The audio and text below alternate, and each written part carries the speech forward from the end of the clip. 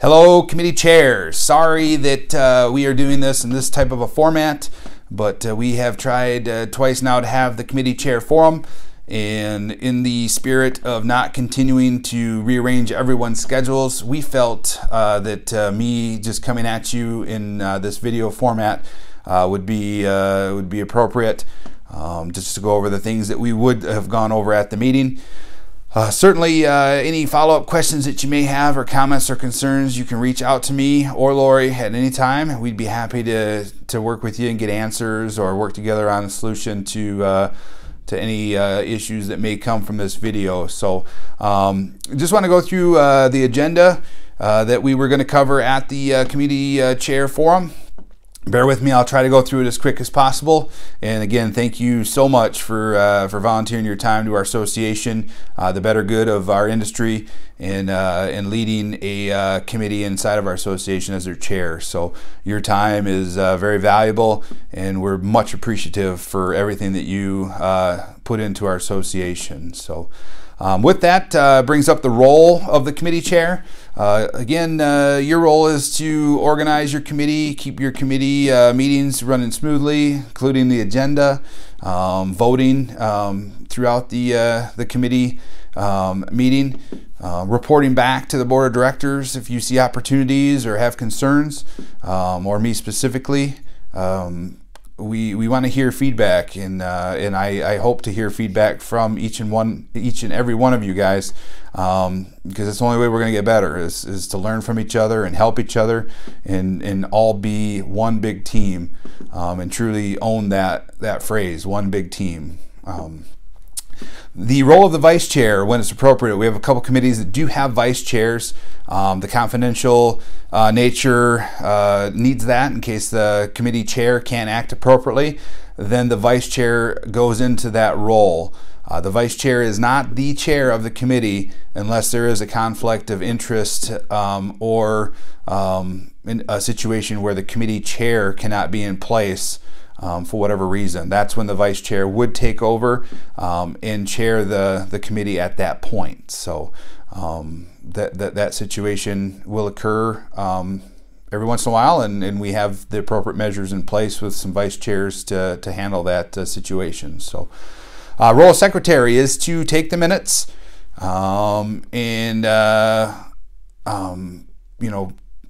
basically you're writing down notes when you're at the meeting. Those notes come back, they are typed out and turned into minutes, turned back into the association, and then also those minutes will be approved, voted on and approved in the next meeting. So procedures in case the secretary is absent for the meeting, we do need to have somebody either volunteer or be named secretary to take minutes on behalf of the absent secretary. So make sure that we do that.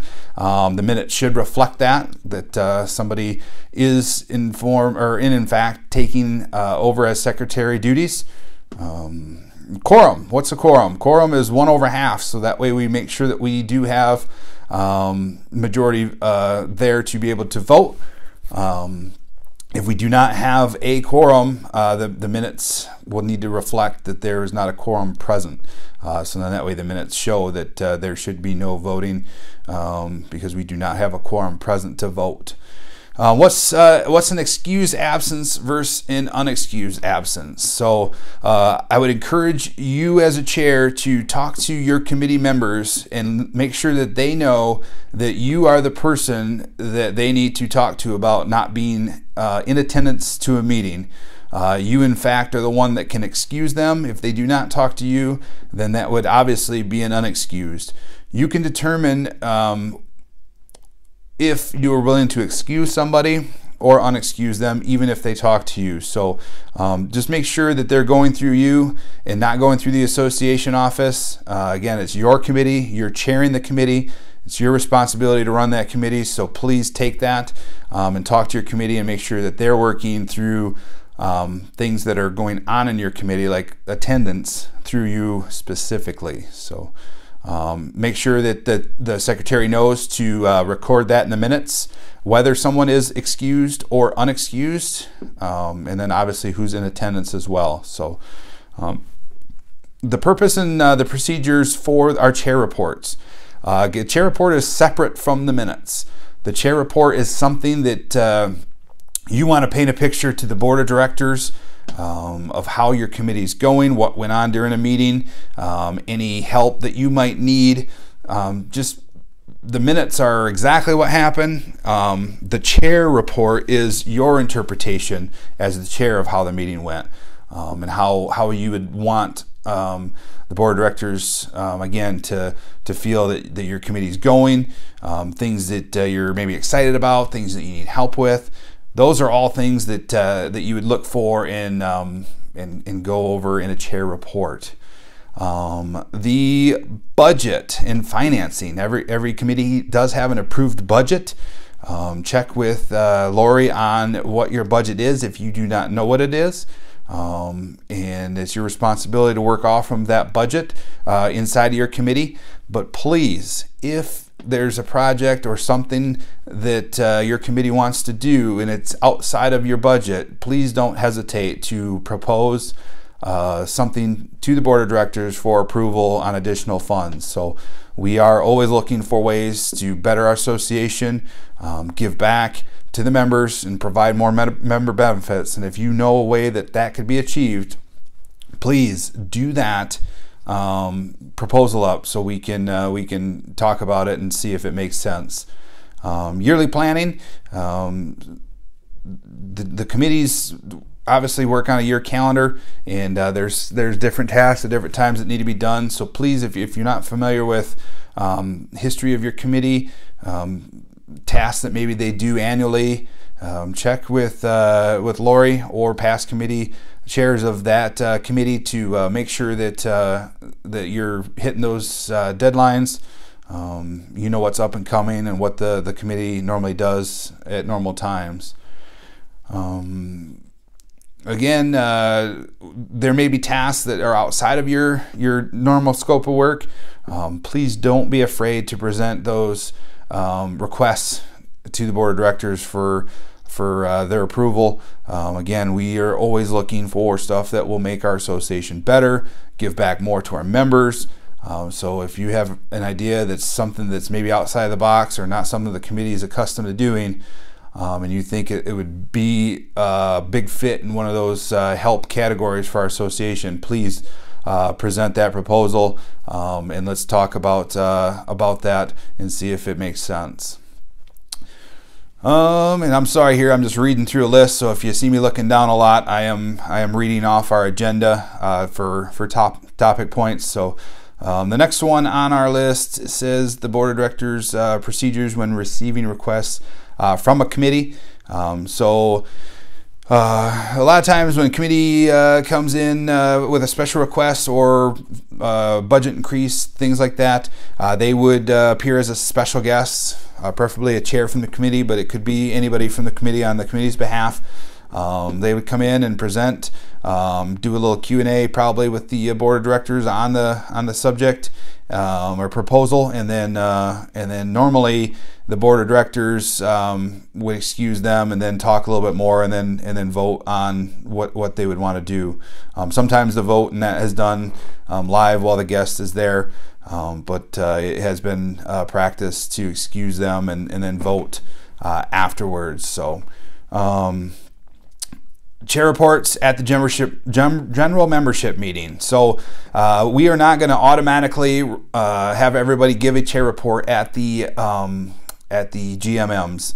If you feel that you have something that you really need to get out to the membership, talk to me or Lori. We will get you on the agenda, certainly.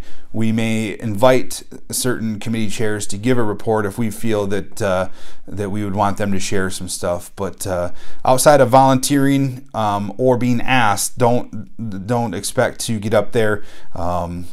We just want to try to keep the GMMs running as fluid as we can, and we don't want somebody to feel obligated to get up there and give a report if they don't really have anything to report, like in years past. So we're just trying to work through that and make that as effective and efficient as possible. the role of association staff regarding the committees, make sure that when we're needing staff help for coming up with marketing materials, lists, anything like that, please use Lori for that. She will direct Holly if Holly needs to do something. It's getting abused where we're just leaning out or yelling out to Holly out on her computer to do something or ask her a question or so and so. She is busy and doing other things at times and can get distracted with those requests. So out of courtesy to her and her work, please use Lori for any requests on anything that the staff may be able to provide to you or your committees. Then Lori will either ask Holly or ask her at the appropriate time if she is in fact needed on the project. So just please try to stick to that hierarchy so we can be very respectful to Holly out there. She's doing a lot of stuff for our association and wearing multiple hats up there. So let's keep her locked in and focused on what she's doing. We're encouraging you guys really to reach out to new members. So we've done a good deal of work to get the committees to where they're at right now over the last several months, and I'm looking for you guys as chairs to be kind of liaisons of our association and try to encourage new members to join committees. Not only new members, just members in general. Just interact with them. You know, be the leader that you are. You are a leader of your committee. So take that out into our association. You are now an association leader, and lead by example. Communicate, encourage new members or any member to join committees, get involved. Maybe it's just an involvement to show up to GMMs or different education series. So do your part that you can do to help us out. Forming subcommittees, there may be times that you would form a subcommittee to work on a project, or just form a subcommittee to handle tasks within the committee. That's up to you as a chair to do, and however that responsibility is shared, just know that as the chair of the committee, you're still overlooking the whole committee, regardless if there's a subcommittee chair that you've elected. They would still be ultimately reporting to you as the chair of the committee. So every once in a while we have troublesome members maybe on a committee that we're just not getting what we need out of them, or they're distractive, negative, whatever it might be. If it's a disruption to your committee and your committee's ability to do work, please let me or Lori know so we can try to work and help you through that problem. We want to, again, make sure that when people are coming up like yourself and your committee members and volunteering their time for our association, we want to be very respectful for you guys in that time and make sure that you can work as efficiently as possible, and not have to have any distractions or policing that you need to do. So there's different ways that we can try to get around those issues. Obviously talking to them, but removing them from a committee, different things. So, but the main thing is talk to us so we can be involved and help you guys through that. Removing members from a committee would be the same thing. You'd work through whether it be an absence thing or a troublesome committee member. You would work through me or Lori, and we'd work together on the proper removal of somebody from a committee if that needs to happen. So a couple things that the board is doing now this year. We are going to encourage you guys to do them in your committees. It is going to be optional to you as a chair if you choose to do so or not. But again, it's something that we are going to be doing, that the board of directors have been doing, and highly encourage you guys to do it as well. One of which we have been doing all along, and that's the Pledge of Allegiance. When we call to order, we immediately go into the Pledge of Allegiance. The new thing that we are doing this year, right after that, we are together out loud reading CMAR's mission statement, just to get us in the right frame of mind of what we're really there to do. So it's fresh on our minds. So when we're making decisions and we're talking about things, we have our mission statement fresh and available to make sure that we're following that. So again, sorry for the video. We're about 15 minutes in right now. Hopefully everybody stuck through it, that 15 minutes. And this will save us a trip from having to reschedule and rearranging schedules to meet up to do this. So I appreciate it. I do apologize for canceling twice, but you can't control weather, and safety is something that I'll always be very serious about, making sure that that you all are very safe. You can't sell my listings if you're not safe and alive. So yeah. Anyway, any questions that you might have, me or Lori could be directed. You can direct those to us, and we'd be happy to answer them. Comments, concerns, things that you may feel that I left out that'd be worth sharing. Again, we are a team. I'm just the goofball that they put in charge or put at the top of the team, but I can't do it without the board of directors. I can't do it without you guys. In all seriousness, the board of directors and you guys are way more important than the president role. I'm just the guy that gets to come and hold the glue together while everybody goes down the ship. So so be part of the team. Be a leader in our association. That's what you're born to be. That's why you're in this position. Lead as if you are the one following. Be that aspiration that you would want to follow. Conduct yourself in that matter as a leader in our association.